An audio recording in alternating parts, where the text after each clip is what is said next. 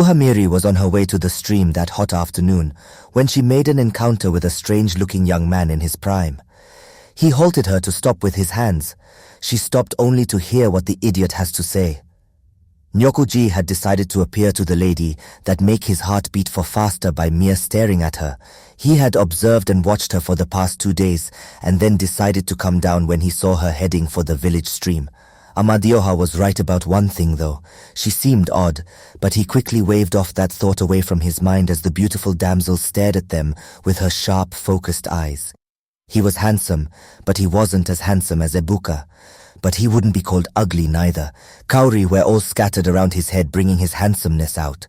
Strangely enough, his aura seemed different, and Hamir quickly knew he wasn't a mere human being. "Yes, what can I do for you?" Hamir questioned without any hesitation. The strange-looking guy smiled at that question. "Well, I came down from my abode to come and see you," he replied immediately. Looking confused at his reply, she asked, "From your abode? What does that supposed to mean?" "It means I have been watching you these past few days from the place I live." O.G.B.A.N.J.E answered sincerely as he pointed upwards towards the sky above them. Hamir looked up to see where he was pointing and saw nothing. "Why are you pointing towards the sky?" Hamir asked in utter dismay as her eyes returned back to the stranger in front of her. "Look here, stranger. I don't have all the time in the world for this. As you can see, before you stopped me, I was on my way to the stream." "Excuse me," she added as she tried to walk away from him. "I am being known as O.G.B.A.N.J.E and I live far above in the sky. I liked you and that is the reason why I came down on earth. I am one of the gods that everyone serve." O.G.B.A.N.J.E sharply explained himself. Hamir had to pause in her long stride as she heard the words. "Sorry to burst your bubbles, but I don't like anyone apart from Ebuka. You are not even quarter to what he is. You cannot woo me, O.G.B.A.N.J.E or whatever your name is. I am already in love with Ebuka. If I were you, which I know I am not, I would go back to wherever I came from and stop dreaming of something you know that can never happen," Hamir said as she hissed and left a bewildered man behind. "I see she is a stubborn one and a beautiful one at that, but nevertheless I would go to any extra miles to have you all to myself," O.G.B.A.N.J.E said to himself and disappeared into thin air. Ebuka was on his way to fetch firewood when he met Ifeoma, who suddenly came out from nowhere to block his path. "What is it, Ifeoma, or whatever you called yourself? Why are you blocking my way?" Ebuka immediately asked once he saw that Ifeoma was not ready to remove from the path. "We should cut off the pretense. Amadioha, I personally came to warn you to stay away from Alaolisa. She was mine right from the beginning of time, and it will remain that way. Alaolisa is mine and mine alone. A person who arrives at a feast when the cooked meat is being pulled out of the pot does not know what was endured by others to catch and cook it. This is a warning." Ikenga quickly told Amadioha, who didn't show any form of surprises when he made mention of knowing who he truly is. "When an old native doctor makes sacrifice, it will be as if he put it directly in the hands of the spirits. Your threats means nothing to me, Ikenga. Right from the beginning, Alaolisa has been mine, and will forever remain mine, and there is nothing, absolutely nothing you would do to make me leave her alone." Amadioha replied back at his brother, "We shall see who wins this battle in the end. Who amongst us would emerge as the winner? If a snake fails to show its venom, little kids will use it in tying firewood. Do not say I did not warn you," Ikenga said, and used his left hand to hit his chest vigorously.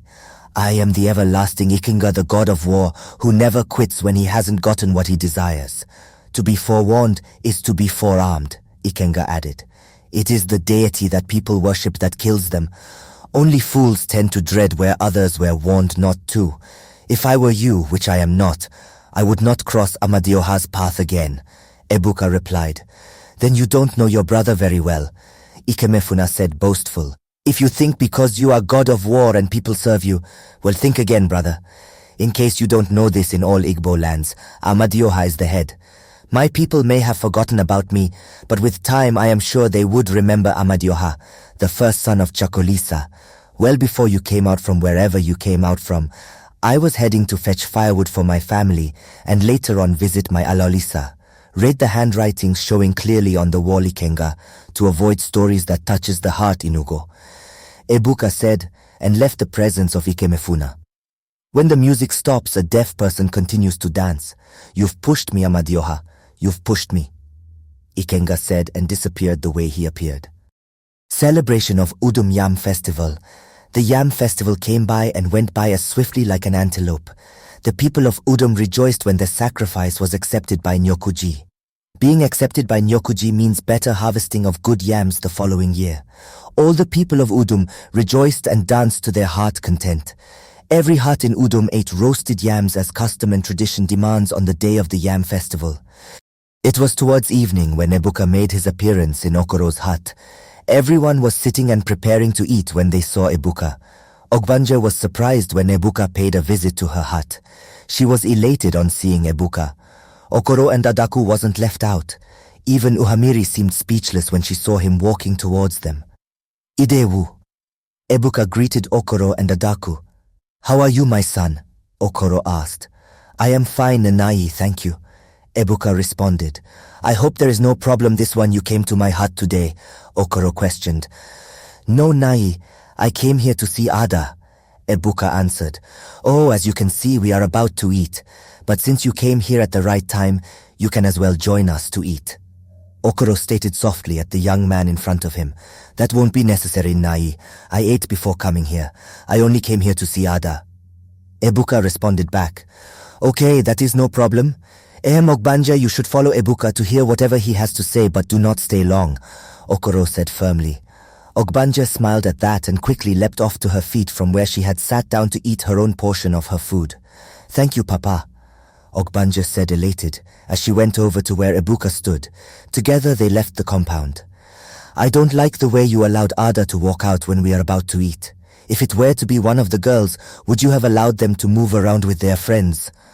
Adaku immediately attacked Okoro as soon Ogbanje and Ebuka walked out of the compound. See who's talking, Okoro said. Was it not only but yesterday evening when you left us here while we were eating to attend to your friend? When the music stops, a deaf person continues to dance. It's never a crime if I allowed Ada to follow Ebuka. I can allow Uzochi or Ugochi to freely move out with anyone inasmuch I know the person they want to move out with very well. I knew Ebuka very well and that was why I allowed Ada to follow him. And besides, they loved each other, Okoro added as he turned back to his food. Birds of the same feathers, like father, like son, Adaku taunted at Okoro. Mama, leave Papa alone, Ugochi spoke out first. Shut up your mouth before I shut it up for you, Adaku said. But Mama, what my sister here is saying is the truth. I see no harm in Papa allowing Ada to follow Ebuka, Uzochi said in support of her twin sister. I don't blame any of you. In fact, I am done here, Adaku said sharply. She quickly stood up to her feet, left in an angry manner. Okoro shook his head sideways as the twins laughed out at the childish behavior of their mother. Ugochi quickly covered Ogbanje's food. No one actually noticed Uhamiri's face at all. She was eating while all these things were going on. Her face was full of evil thoughts. She quickly ate her food and left for her hut, almost running into Adaku, who had came out of her to urinate. She has made up her mind to do what she had planned to do. The look on Uhamiri's face made Adaku forget she was going to the latrine to urinate in the first place. She quickly followed her daughter to the hut. As soon as the door was firmly shut, Uhamiri turned to give Adaku a deadly stare. It is time I return to my real body. I want to deal massively with them one by one, Uhamiri announced. I don't understand what you are trying to say, Adaku said, staring confusingly at Uhamiri. This is my shadow with you all this time. I will have to go back to the Black Forest of Doom to get back into my real body. The truth is that I am not really the Uhamiri you had sought out for. I am just her shadow. She said the time has come for her revenge and she will start with your husband. All the while Adaku was staring surprisingly and sheepishly at Uhamiri. Did you just said you are not the real Uhamiri? Adaku had to strain her ears to hear what the not-so-Uhamiri had to say. Does that mean she deceived both me, her mother, and the Ezenwayi? Adaku added. Arima knows. You are the only one left in dark, Uhamiri said. Closing her eyelids, she moved her head in circles and opened her eyes. Her eyes balls were all black. I will kill Okoro and then kill O.G.B.A.N.J.E. I am Uhamiri, the goddess of all goddesses. I am the head of all the river goddess, the one who made Idemili where she is today. I will make sure they die a horrible death, and after all these are over, I will Ebuka and bind his soul to mine. Her voice has changed. This wasn't Uhamiri's voice she had grown used to. This voice held authority. Ebuka and Ogbanje walked off from the prey eyes of Adaku and made their way towards the path that led to the village stream. The sky was darkening with vigor, but the loverbirds didn't care. After all, they were not someone who you would easily toy with. "So what is it that demands you coming to my house? You saw the look Uhamiri threw at you, Okwia." "Yes, I did, but that's by the way. I came here to let you know that later in the night, that is to say by midnight when witches has their meetings, I want you to come to my hut," Ebuka said. And why, if I may ask? Is not that I'm objecting, Ogbanje said. "Throw away any silly thoughts you have in that mind of yours. That is not the reason why I asked you to come. The queen, your mother from the Ogbanje world, wants your presence with me. According to her, to break the year's oath, you must be there to spill a little of your blood. The way she told me sounded urgently." Ebuka answered, "If that is the case, then I will come," Ogbanje replied. Ogbanje came back quickly and ate her food. Thanking her father, she left for her hut. The twins had earlier gone to bed after they had finished eating their dinner, so they weren't awake when Ogbanje came back from the trip she took with Ebuka. It was towards midnight when Uhamiri left for the Forest of Doom. Not long afterwards, Ogbanje sneaked out of the compound and ran towards Ebuka's hut. On reaching the hut, Ebuka was already out there waiting for her. "Ready, Alaolisa?" Ebuka questioned, nodding her head in acknowledgement. "I am ready, my love," she replied. So saying, Ebuka touched her forehead, and they disappeared into the thickness of the night. Ogbanje Kingdom. "After so many years of you living with the mortals, you came home at last," the Queen Mother said, as she stood up from her throne to hug Ogbanje. Ebuka and Ogbanje made their appearance right at the front of the Queen, who seemed to have been expecting them. "Greetings, Mother," Ogbanje greeted as the Queen released Ogbanje from her grip. She motioned for them to sit down. The Queen sat down back. "You are still as beautiful as you were, Alaolisa. But that is, by the way, the reason why I had sent for you is because I perceived something bad is about to happen soon, so you must get prepared and ready to face it," the Ogbanje Queen told them. "Okay. Now the first thing is for me to return back all your old memories from your previous life. It would take some time though. But my queen, I have been wondering to ask you this. When you appeared in Alaolisa hut, I thought you were returning back her memories. I was surprised when you asked me to bring Ada to you to return her memories. If you didn't return Ada her memories that night, then what were you doing to her?" Ebuka asked what has been confusing him since. He had knew when the queen appeared in Ogbanje's hut and thought she was returning back her old memories, but was surprised by the following day when Ogbanje didn't say anything about her previous life. "I was only there to prepare her soul, to open up her mind, body and soul once the memories are back. Ogbanje is in a mortal body, so I must prepare her, and besides she was the one who agreed to the consequence of me removing her memories. We don't have all the time needed here. Breaking the oath that bonds with her memories would take time, so we have to start the preparations now." So saying, the queen started making her preparation as Ebuka and Ogbanje watches all. Soon enough, the queen turned to face Ebuka and said squarely, "I need to be left alone with my daughter Amadioha. The oath was between me and her, and so it would only be between us. There shall be no eyewitness to see it except the eyes of I and my daughter." Amadioha nodded in understanding and left them. He quickly decided to pay a visit to his brother Nyokuji. The Black Forest of Doom. Uhamiri made her appearance and quickly went inside the cave. Going further inside the cave where a female was seen sighted on the ground. She was meditating. "What do you see?" the lady questioned. She was exactly a look-alike with Uhamiri. The only difference with her and that of the one standing in front of her were her voice. While the fake Uhamiri's voice was light and soft, the one meditating voice was thick and sounded evil. "The girl in question is a very strong one. Her powers truly were no match for Adaku and the O.G.B.A.N.J.E if combined together. I sent one of the evil beasts to the twins, but she defeated the beast. You have to tread with caution over Ogbanje. I don't think Ogbanje would be so easy to take down." The impersonator, pretending to be Uhamiri, told the real one. I see. Then what about my lover, the one my soul yearned for? What do you know about him?" the real Uhamiri asked. "I have tried studying him, but to no avail. He looks suspicious to me, as if he knew something we don't." "That would soon change." So saying, she stood up from where she sat down and said to the other Uhamiri, It is time for you to return back to where you belong and for I to continue where you stop. As soon as she finished saying this, the impersonator entered the body of the real one. She disappeared and appeared in her hut, given to her by Okoro. She slept off with a plan forming in her head. Nyokuji abode. I went down to see the lady you spoke about because I had grown to like her, but the way she responded made my love for her dissolved quickly. Nyokuji began after he had welcomed Amadioha and had sat with him to discuss about how the new yam festival had went. He quickly told his brother what he did. Really? But Uhamiri has never spoken like that to me before, Amadioha said. Well, I don't know, but I'm only saying what I saw. The girl is a very rude one and evil. You know, after she left me, I decided to monitor her movement, and I discovered something about her, something you need to know. Nyokuji told his brother quietly. And what can that be? Amadioha asked. She isn't whom you thought she is. She a goddess who had came to end your lover's life and that of her entire family. In fact, she is here on a mission, Nyokuji said finally. And how did you get to know? Amadioha asked, bewildered.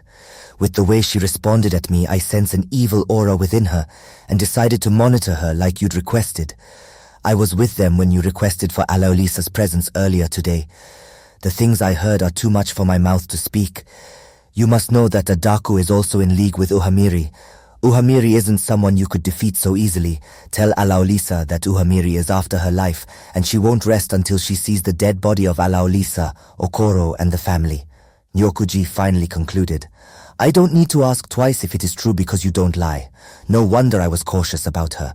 I don't think she's as strong as you have said, because if she is then, she would have known you are there. That's because she is an impersonator. The real Uhamiri will be the one you would see today. You must protect Alaolisa at all cost. She also wants to make you hers with force. She told Adaku that she would first of all kill you, then bind your soul with hers. My beloved brother, be very careful. You've done well by informing me. Thank you so much, my dear brother. All I know is that the children of Chukwuolisa won't be defeated that so easily.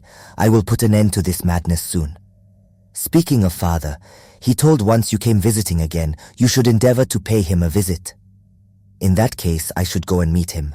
Thank you once again, my brother. You have been of great help. Amadioha said, truly grateful as he prepared himself to visit his father.